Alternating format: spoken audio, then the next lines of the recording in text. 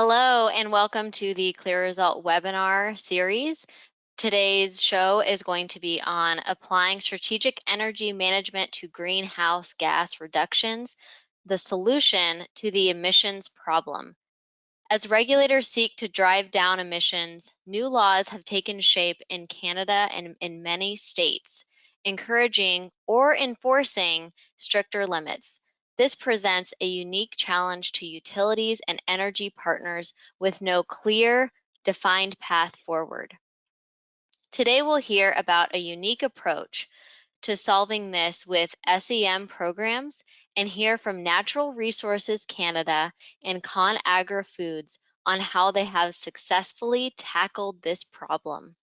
For today's agenda, we'll have welcome and introductions. I'll introduce you to our team that's presenting here today. Then we'll go into SEM and greenhouse gases, a match made in heaven. We'll move on to our special guest, ConAgra Foods, followed by our other guest, Natural Resources Canada. Then we'll have a presentation specifically on SEM for LFE, followed by a GHG focused segment, and then we will tie it all together at the end, and then finish out with questions and answer section. Today with us, we have some very important guests as well as some CLEAResult folks. First, you'll see on your screen Mike Kelly, who is the Acting Director of Industry Technical Team within the Office of Energy Efficiency at Natural Resources Canada. Mike has spent over half a decade with this organization and has an extensive knowledge of industry programs and policies with a focus on energy efficiency, emissions reduction, and economic performance. Next, from ConAgra Foods, we have Clay Carter, who is an environmental health and safety specialist at ConAgra and has been with them for 6.5 years. And he's been in the food production industry for over 15 years. Next, from our CLEAResult team, we have Carrie Macklin, who is our Senior SEM Program Director here at CLEAResult. Carrie is a leading strategic energy management expert with over a decade of experience in delivering SEM programs across North America. And we have Michael Dean, who is a Senior SEM Program Manager here at CLEAResult on Carrie's team. He manages the Canadian SEM and Energy Manager program teams. Michael has spent a decade as well in the energy efficiency business. As you can see, we have a wealth of knowledge and we're happy to have all of our experts joining us today. Now I'll hand it off to Carrie. Great, thanks, Emily. Okay, well, I'm excited to get started and talk about how we apply SEM to greenhouse gases. I was just telling these guys before we started the webinar that, this is the reason I got into this industry is because I knew that energy management and energy efficiency was a main way that we were going to tackle the greenhouse gas emissions problem. So I really truly believe that this is a solution to the emissions problem that we have. And so I wanted to kind of, talk through as by way of introduction, what the problem is, and how SEM can be applied. And our guests are really experts at this and are can talk about real life, real world type stories. Next slide, please. So the climate reduction goals coming out of the Paris Agreement and also on the national level, I'm going to talk just about the U.S. and Canada, but many of the companies across North America have individual goals. People are setting targets and trying to achieve those targets. Currently, the U.S. targets is trying to get 50 to 52% below 2005 emissions by 2030. So, that's not that long from now. And then net zero emissions by 2050. That's our long-term goal. The Canadians are also, 40 to 45% between 2005 by 2030 and net zero by 2050 as well. And so these are big goals and really we need to throw everything at them in order to hit them. And strategic energy management is one of those tools that we're going to talk about today in order to hit those big targets. So I love this pie chart.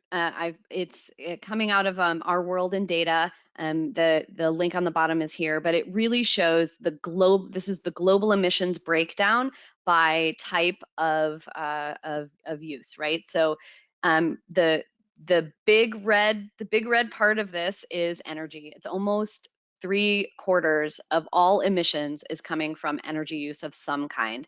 And you can kind of see how it's broken down here, where there's the industrial use at the top, and then use in buildings for commercial at the bottom, and then in the middle is transport.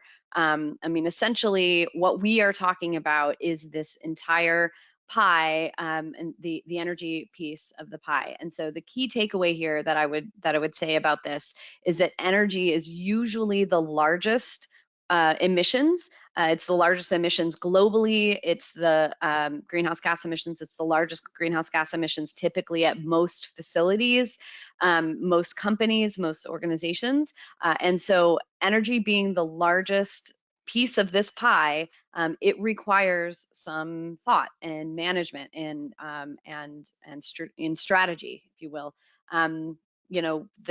Having a continuous improvement program is one way. A continuous improvement system is one way to make sure that you are managing your energy use, which typically is the largest source of greenhouse gas emissions. So for those of you that are not familiar with strategic energy management, and for maybe for those of you that are and just want to see my snail, this is Sammy the SEM snail. And this is kind of the infographic I use to explain what strategic energy management is. In high level, really, strategic energy management is trying to create a continuous cycle of improvement. So this is any classic continuous improvement process, creating goals, taking action, and then measuring against those goals, and then iterating and improving.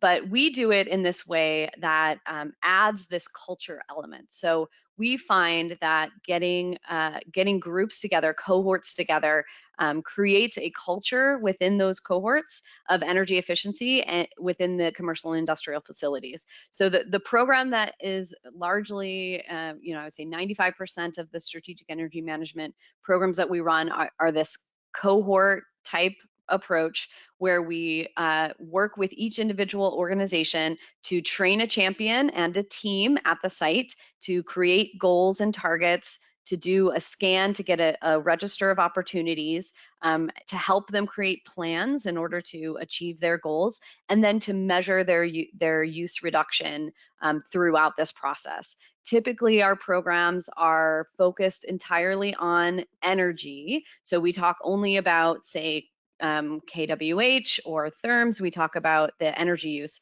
But Michael will be talking later, Michael, Dean, and Mike Kelly will be talking later about the programs that we have in Canada that are focused entirely on greenhouse gases. So it's a slight shift, but as you saw in that pie chart before, energy is the biggest part of the greenhouse gases. But by focusing on greenhouse gases, we have changed the program a little bit in order to achieve maximum greenhouse gas emissions reduction. So they're going to talk to you about that to show you kind of what the results of those programs were. Essentially, we get folks together, we help them manage energy and help them create a system within their own facility to manage their own energy, going forward. So what does this mean in terms of savings? So we have, this is what you're seeing here is the 2020 SEM savings results. The red states and provinces are where we are running SEM programs right now in North America. We are engaging with over 1,300 facilities, and our average savings from electricity is almost 5%. and our average natural gas saving is about 6.7%. So that equates to almost 502,000 tons of carbon. So that's at the bottom there. And if you consider the lifetime amount, we are typically in our programs, we have about a 5-year lifetime savings for these kind of behavior, low, no cost type savings that we're measuring. And that equates to about 2.5 million tons of CO2 that we saved a lifetime in 2020. So there have been significant results so far. And I really believe that if we can focus and do more of this in more states and more places, we can increase that number substantially. So one such success is ConAgra Foods, and Clay is here from their plant in Arkansas. I'll just give you some background about our facility. It's the largest ConAgra facility. We're located in Russellville, Arkansas. We've got 73 acres for the total site, and we're at 14 acres or thereabouts under roof. So pretty good size facility. We've got about 1,600 or so employees at any given time. And listed below, you'll see all of our brands. So basically any kind of frozen brand that you can think of in your frozen section that you would see at Walmart, Kroger, Hy-Vee, I don't know, all of the stores in your areas, but generally we deal primarily with grocers and department stores. So if you see those brands, feel free to go out there and support us for sure. Next slide, please. So as a company, ConAgra has committed to a science-based target of a GHG reduction, total tonnage GHG reduction 25% over the next 10 years. So what that means for us is 2.5% reduction in total tonnage year over year. So we have to break that down into yearly segments to get to our 2.5%. And as a means to do that, we've got several different kind of tools in our toolbox. One of the main things that we use, our folks that we have available to help us are the green team. We also have a pillar team for EH&S where all of our goals get rolled up through the management system, and we have meetings at a corporate level to discuss our goals and how we're progressing. And then also on our site, we've got an energy team specifically tasked with looking at energy and utility projects and how we can reduce energy consumption primarily, but also reduce natural gas consumption also as well. Next slide, please. So looking at our science-based targets, we're looking at scope 1, 2, and 3. Scope 1 primarily is going to be natural gas burn. Scope 2 obviously is electricity. So this is just, the company is focusing on everything, not just scope 1 and 2, but we're being tasked with scope 1 and 2 because those are the things that we have direct control over. Scope 3 is going to be indirect, kind of shipping, procurement of raw materials and those sorts of things. And then you'll see on adjacent to that, just to break down for us generally, what drives scope 1 and scope 2 emissions, what kind of activity or what kind of energy use for us kind of has our breakdown. Next slide, please.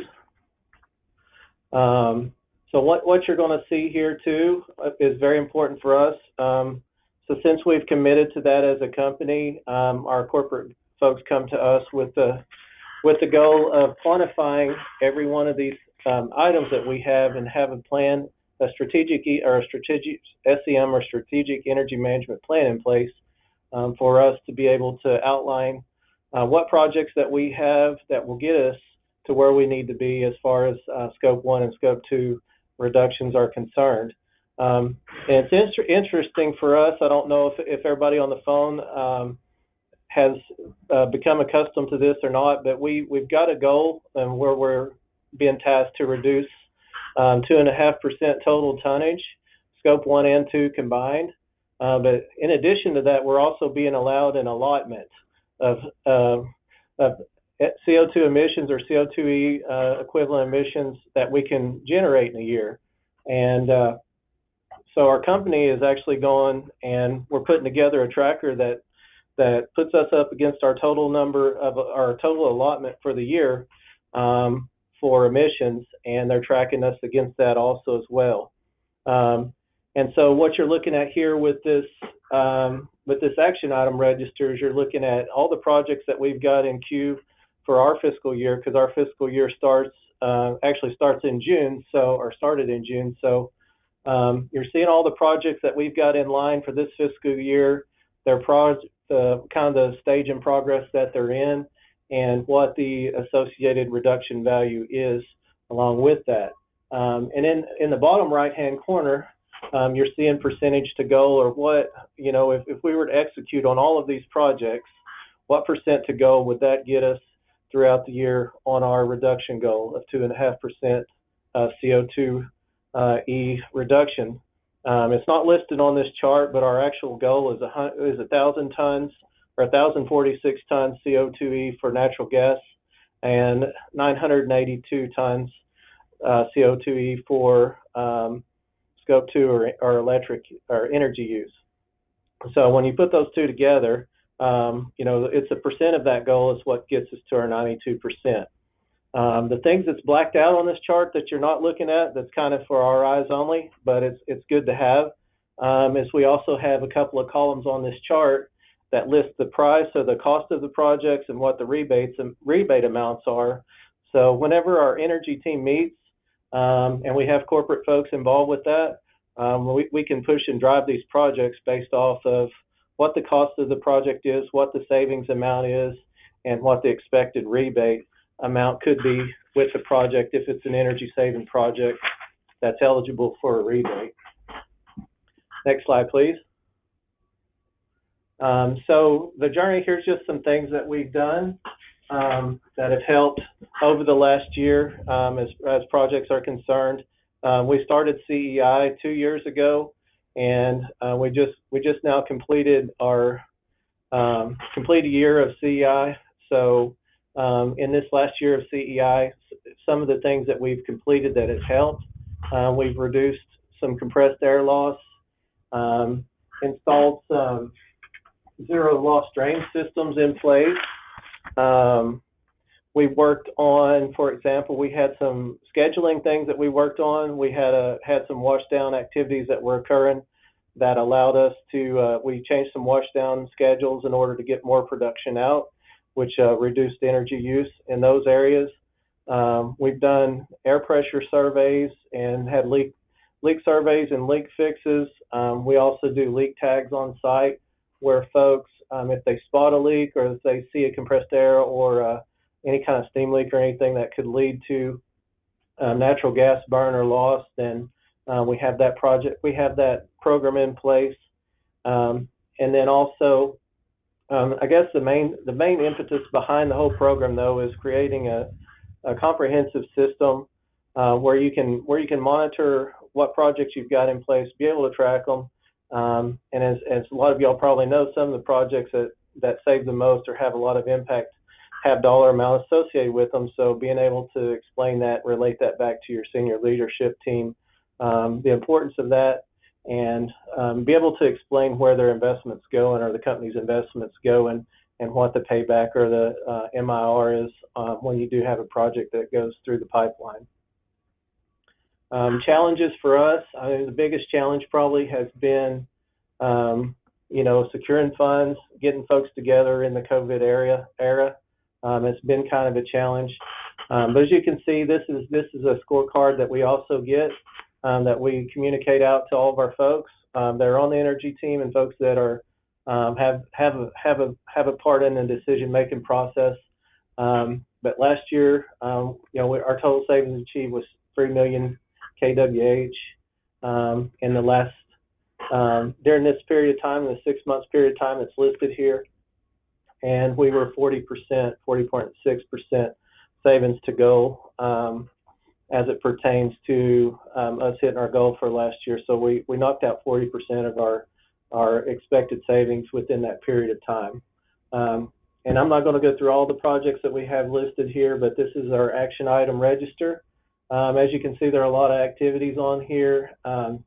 not everything was completed on this, but about 3/4 of the items that we have were completed. Some of them are TBA because we're still projecting a couple out that were due in June and July. But for the most part, we've had a great deal of success getting folks engaged and being able to help try to push the needle forward, especially with the help of CLEAResult. They've been an enormous help to us, and as far especially as helping quantify these projects, helping us get funding, helping us push the importance of being able to act on some of these projects that we have, and also coming out doing energy scans, doing engagement activities with our employees. They've been a great help to us, and we appreciate all the help that they've provided and look forward to working with them more in the future. Thank you so much, Clay. That was great. Mike? Perfect. So thank you, Clay.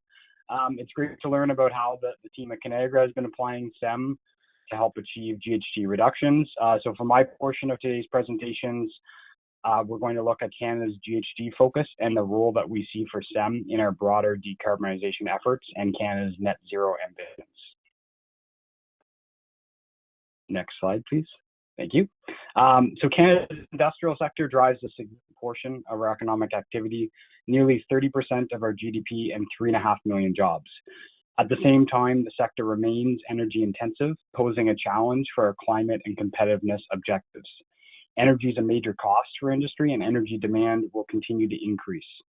We know through our engagement with industry partners that when industries find ways to be more efficient, they become more competitive and invest in labor and capital to create more jobs and stronger economic growth. Over the next several slides, we're going to explore the relationship between decarbonization and energy efficiency, in particular strategic energy management. But before doing that, I want to take this last statistic on this slide and broaden it to be more inclusive of the other potential SEM markets here in Canada and not just the industrial sectors.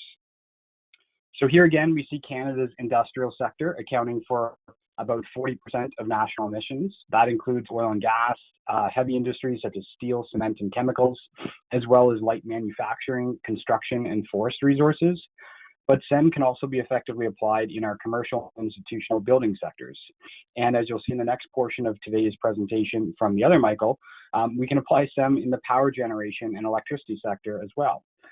Similarly, SEM can be applied to the waste sector, such as in waste treatment facilities and in segments of our agricultural sector, such as in greenhouses or even on-farm energy management.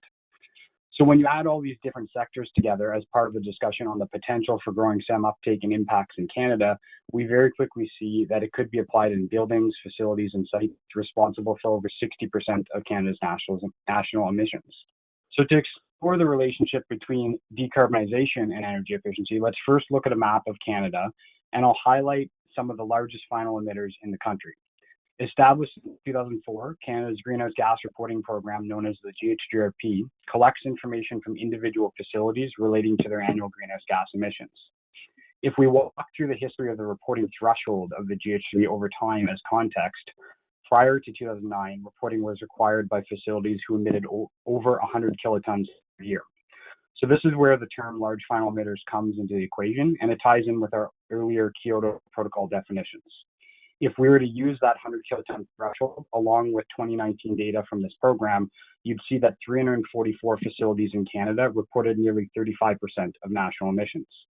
But as our climate and most recently net zero targets have become more ambitious over the years, so too has these thresholds and how we look at LFEs in Canada. For example, if we looked at facilities required to report after this threshold was reduced from 100 kilotons down to 50 kilotons in 2009, you'd number of facilities go up to 552 facilities, and in 2019, they were accountable for nearly 37% of national emissions. And finally, in 2017, the threshold was further reduced from 50 kilotons to 10 kilotons, where over 1,500 facilities in Canada reported nearly 40% of national emissions. But what if we only look at the top, the largest 100 emitters rather in Canada? You'll see in the bubble under the map here that those 100 largest emitters account for over 1/4 of our national emissions. And so these are percentages of national emissions, meaning the total emissions of those facilities as a numerator, and Canada's total emissions of 703 megatons as the denominator. And as you'll see on the slide, There's a number of other ways we can slice and dice this data, such as looking at emissions in specific industrial sectors like we do in these other bubbles, charts, and tables. Or if we go to the next slide, we can also look at the regional profiles of emissions. So starting from our West Coast and looking at all the facilities in the GHGRP, we see that in Western Canada, reporting facilities account for nearly half of regional emissions and over 20% of national emissions. Then moving over to Central Canada, reporting facilities account for more than 1/4 of regional emissions. And finally, on our East Coast, we see that reporting facilities account for nearly half of the regional emissions in the Atlantic. Now, if we look at the emissions by industrial sector, like we do in the top right chart here, we see that the majority of emissions in Alberta and Saskatchewan come from the oil and gas and power generation sectors, where if we were to go back over to Central Canada, we'd see that the industrial energy use and emissions shift from the extractive and generation sectors to the transformation of natural resources, mainly metal, cement, and in Quebec's case, aluminum. So this is a bit of an older visualization. However, it remains relevant in context, which is industrial sectors range in energy intensity, have varying levels of GHG emissions based on their energy use, their production processes, and their locations. And each industrial sector faces unique challenges and has unique opportunities. So applications of new technologies and practices to support industrial decarbonization tend to be facility specific. In the interest of time, I'm not going to go back to the earlier slide where we broadened this conversation from only the industrial sectors to all the sectors and could be effectively applied. But if we looked at this again from a different lens and reiterated the significance of energy use when we discuss decarbonization and the progress we need to make to achieve our net zero targets, you'd see that in Canada's latest national inventory report, 80% of our national emissions were from energy use. So what does all this mean? Here's what I think it means. I think it means that there's a direct link between decarbonization and energy efficiency. And I'm going to go ahead and assume that you all agree and ask, what do we do about it? And it may surprise you and it may sound too simple, but often my approach would be to go back to wearing the energy manager hat that I wore in the industry many years ago now and ask a simple question, which is how can we save more energy? And if we go back to the basics, if anyone here has participated in one of our dollars to cents workshops over the years or many utility programs across Canada, the US, and abroad, you may recognize the three important things required to be successful when asking this simple question. First, get people on board, and when they too start asking questions, behaviors start changing.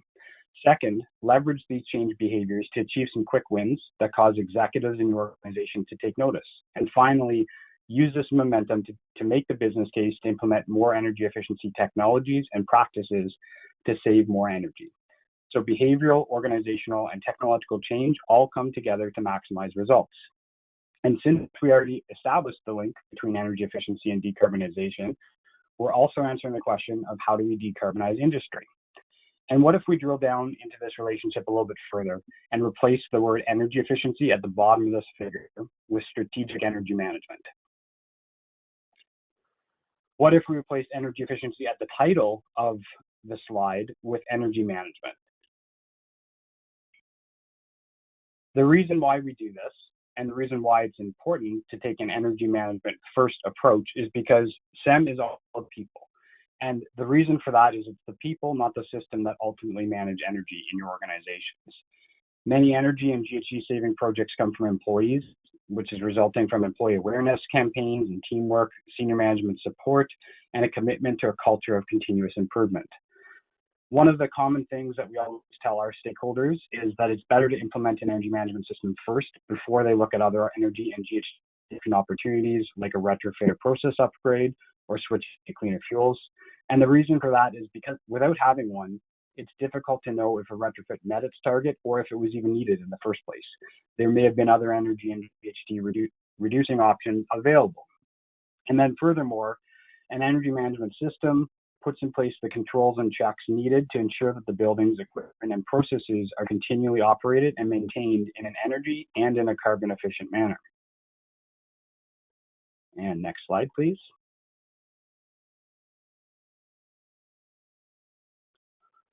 And so while we sort of answered the why strategic energy management for large final emitters already, to quickly recap some of the key points.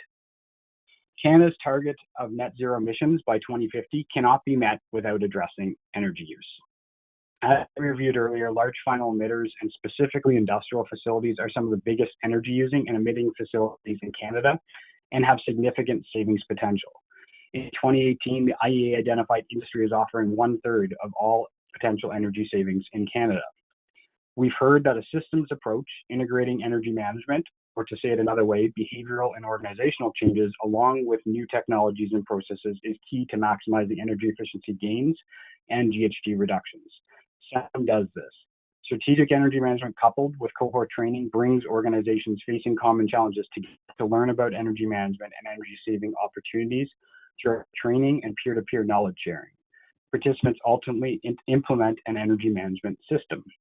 And in addition to the significant energy costs and GHG savings, SEM benefits also include job creation. They include economic stimulus, increased competitiveness, improved employee engagement, upskilling the workforce, as well as safety and production improvements.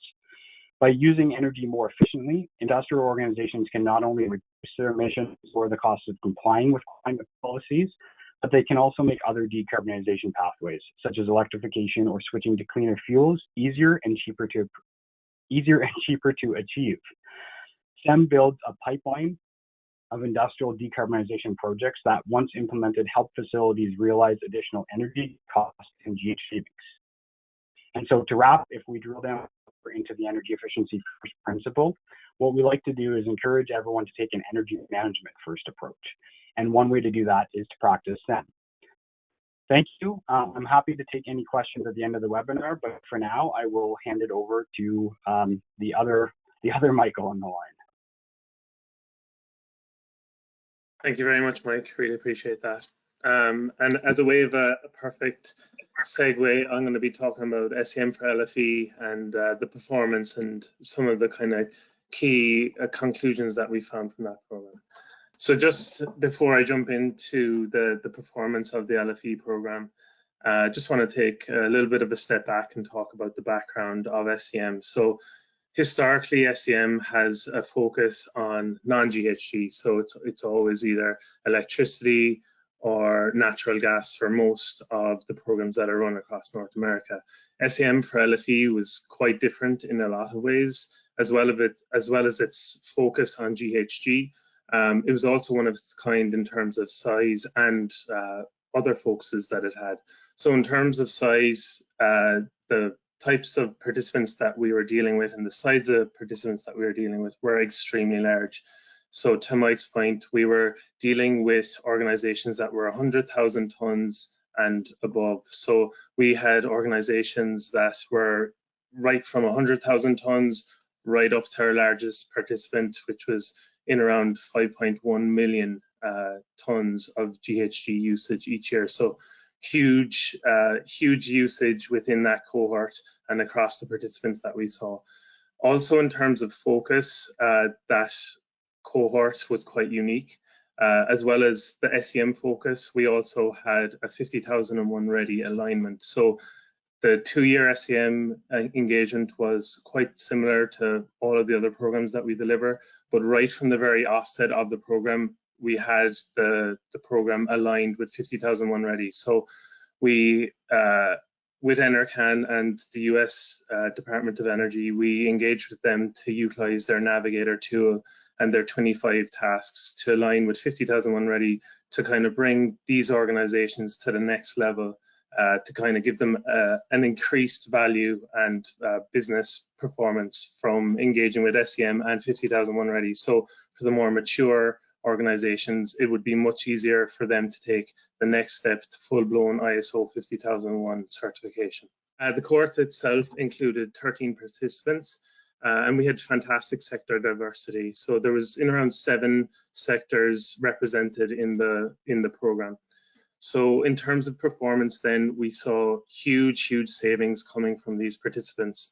As I mentioned, the organizations range from 100,000 tons right up to 5.1 million tons of usage. And we got fantastic savings from these organizations. So over a 2-year program, the total lifetime savings that is going to come out of that program is 3.18 million tons of savings coming from that program. And we get those savings from quite a lot of different mediums, whether it's group workshops, individual one-on-ones, continuous coaching support, technical support and modeling. But all of those, all of that support helps drive those savings. Throughout the 2 years as well, we saw over 125 measures being implemented. Right now, we're 3/4 of the way through our second year, but we're on track to have increased incremental savings in year 2. So the momentum is continuing into year 2, which is fantastic. In terms of, I guess, more relatable metrics, the tons that was saved is the same as taking 690,000 cars off the road. Participants saw savings of just over $330 million, and that is just energy and carbon tax related money savings. That is not quantifying non-energy benefits, which may include increased employee engagement, increased safety, business competitiveness in other areas within their business. So that is just energy related and carbon tax related savings that they were able to realize. In terms of cost efficiency as well, dealing and working with the largest of large organizations is always going to be the most cost effective, or give you the greatest chance of running a cost effective program, and we certainly saw that with this program. So in terms of cost efficiency, every ton saved cost in around 50 cents. So that's a fantastic cost efficiency there. And then in terms of dollar return, every $1 invested in running the program yielded $223 revenue generated. So a 1:23 ratio there, which is of course really well received by the participants in terms of their time investment, and well received as well by NRCan and the government of Alberta, who administered the program.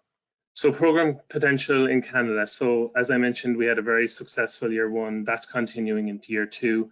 Year 1 saw savings close to 320,000 tons, which was $21 million of savings for the participants. So apart from the first few months where we're trying to gain momentum with the participants, our participants in year 2 are extremely engaged now, and they're in it for the long run, and they want more of the programs. A lot of them have asked, is there going to be alumni programs? They've asked if there's going to be cohorts made available in the future for their sister plants and stuff like that. So we're really starting to gain momentum. Once you kind of put that time and investment and prove yourself to them, we really saw the engagement step up and the savings step up. So we were able to build really strong relationships and trust with these huge complex sites, and we really saw that they leaned on the CLEAResult SEM team quite a lot, as they struggled a little bit through COVID because their organizations were so large, but they were able to use the SEM program to find efficiencies and find savings. And quite a lot of organizations used the program to find savings so they wouldn't potentially lose jobs or have other cuts in budgets internally. So it was a real help for them when things were extremely tough. So definitely worth mentioning there. And then to that point, SEM really did increase business competitiveness and upskill workforce. So we had different folks coming to our in-person initially and then virtual group workshops. We were able to connect with a lot of different organization working members, whether it's top management or boots on the ground. We're able to engage them in very different ways to make sure that we are creating savings and meaningful change on site. In terms of cost efficiency and savings, then there is no other SEM cohort that has come near the cost efficiency of LFE, and that is simply because these organizations are so extremely large. So a couple of percent savings with these organizations has a much larger impact than a huge percentage potentially on a medium-sized organization. But as we've seen all throughout North America, SEM is for every size of an organization, which we'll talk about in the next slides. In Alberta, we are catering, in terms of potential then, in Alberta, we are catering for around 13 out of 189 sites, LFE sites, with over 100,000 tons of usage annually. But in terms of potential across Canada, we are there's still 1,700 large emitter sites across Canada. So there's huge potential still to be tapped into, and we've proven ourselves that it can work whether your organization is extremely small or extremely large. SEM will shine through and get you savings.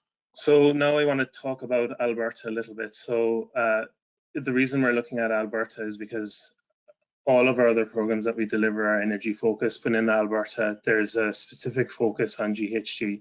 So CLEAResult is currently working across Alberta, delivering quite a few embedded energy manager programs as well as SEM programs. So right now we're working with 3 main clients across Alberta, and we have fantastic market coverage there in terms of industry type with municipal, large final emitter, industrial, institutional and commercial participants being part of our programs, but also in terms of size, as we talked about with LFE.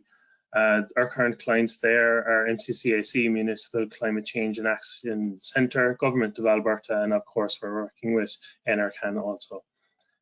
So we can see here from the participant criteria that pretty much all of the programs are based on tonnage usage. So to get into the programs, there's a program there, whether you're 5,000 tons right up to maximum capacity, which our highest user is 5.1 million. We do have MCCAC Municipal Energy Manager Program, which is based on population, but they measure their performance with GHG. Right now we're working with in around 116 participants across 617 sites in Alberta, and our participant size ranges from in around 50 tons, where our users are, let's say, schools, high schools, or senior housing, right up to power plants, which is that 5.1 million that I mentioned before. So we have 50 right up to 5 million and everything in between. So that proves that SEM has legs no matter what size or type of organization you are.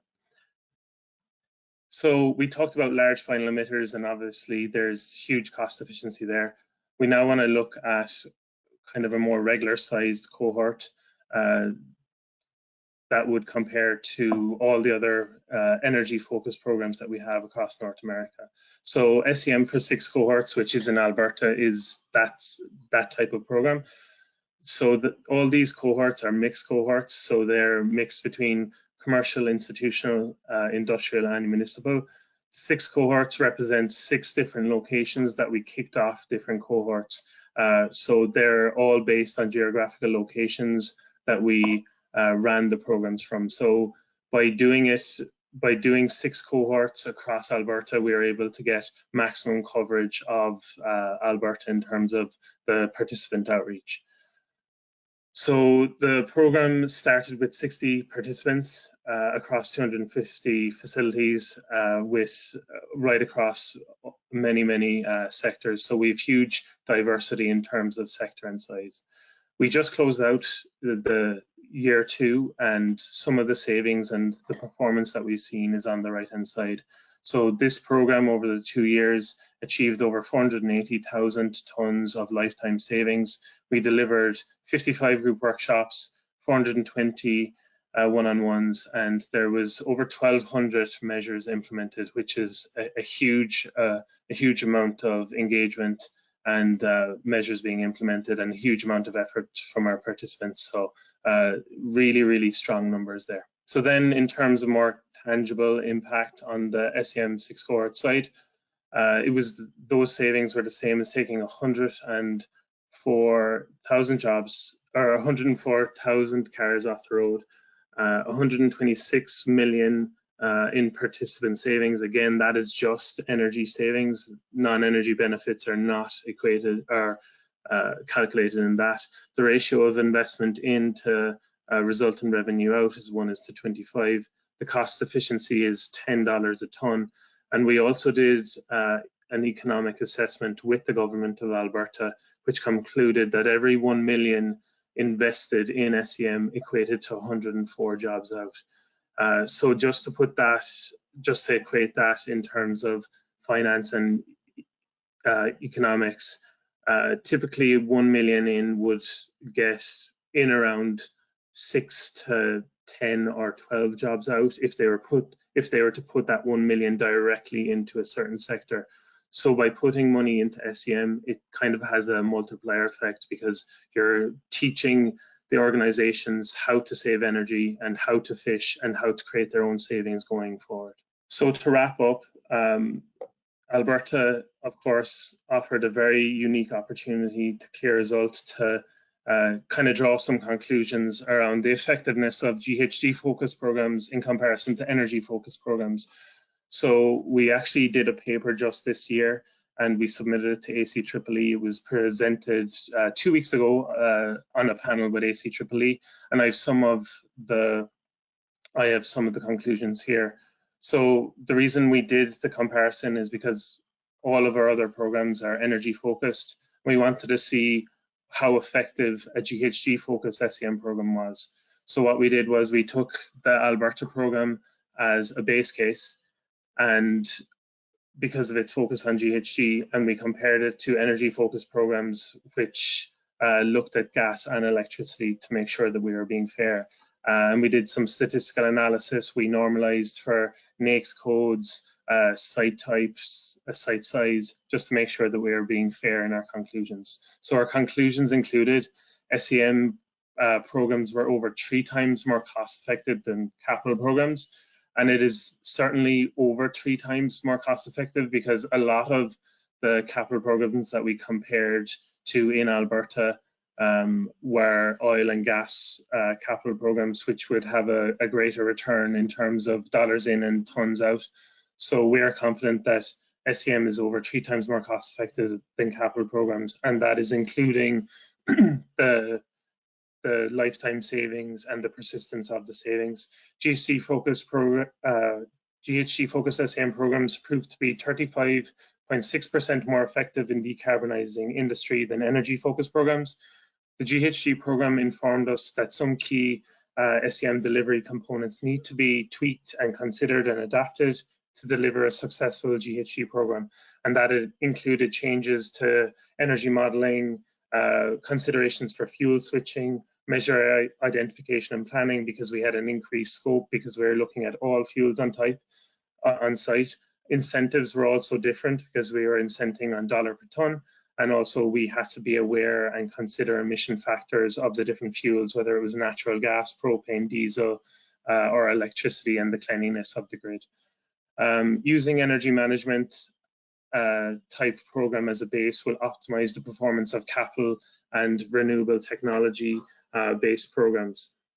So we were able to see from our studies that when an SEM program is run in parallel with a capital program, you're going to get a greater throughput. And Energy Trust of Oregon did a study a few years ago which said that an SEM participant completed 50% more measure capital projects than a non-SEM participant, and that is because of the training that they're getting, the awareness and identification of measures, as well as the training that they're getting to sell projects internally. And then finally, program sponsors should be aware that energy efficiency programs need to work in synergy to gain maximum benefit from all programs. And what I mean there is making sure if you're giving someone an incentive for a capital project for, let's say, putting in a new compressor, that they have the correct structures internally to make sure that it's run efficiently. So you don't want to give a new compressor to a site that has a load of compressed air leaks. Or similarly, you don't want to give an organization an incentive for a solar system if they leave the lights on all the time. So they were our main benefits. They were the main conclusions that we had from our program, and that's the conclusion of my piece today. And back over to you, Kerry.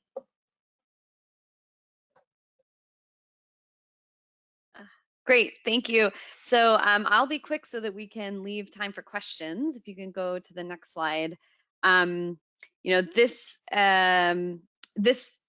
pyramid, I'm not going to go through too much of this, but this kind of wraps up the philosophy that Mike Kelly was talking about, and Michael Dean as well as Clay too, which is that energy management really needs to be the base of our energy efficiency. And so, you know, we need to be managing energy as a manageable cost in order to really gain the benefits of the other type of energy efficiency, like capital replacement and then finally renewables. Can you click again, please? Thank you. So it's an important reminder that that energy management should be first, just like Mike Kelly was talking about, and Clay referred to as, you know, making sure that they had that plan and that strategy. So just to wrap it all up, what the key takeaways are is that there are some formulas that we can look at in order to create an emissions reduction strategy. And the first one is that creating a strategic energy management plan and thought is key and important, right? So having that strategy, understanding your process, and knowing how you can manage energy is one main way that you need to look at in order to reduce your emissions.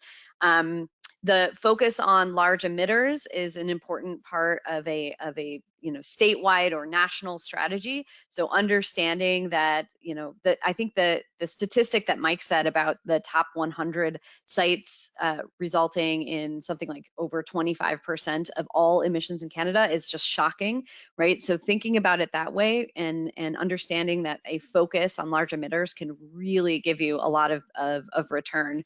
And then the other piece that I really was impressed by on that paper that Michael Dean was just talking about is that if just slightly tweaking the strategic energy management program to be focused on greenhouse gases, I mean, we're still focused on energy, right? Because the greenhouse gases are being emitted from energy consumption, but by focusing on greenhouse gas as a topic, you actually increase your greenhouse gas reduction by 36%. So it's really, really important and impressive that we can just kind of tweak the methodology in order to get that increased results. So that leaves us, I think, about 5 minutes for questions. So I'm gonna wrap up there.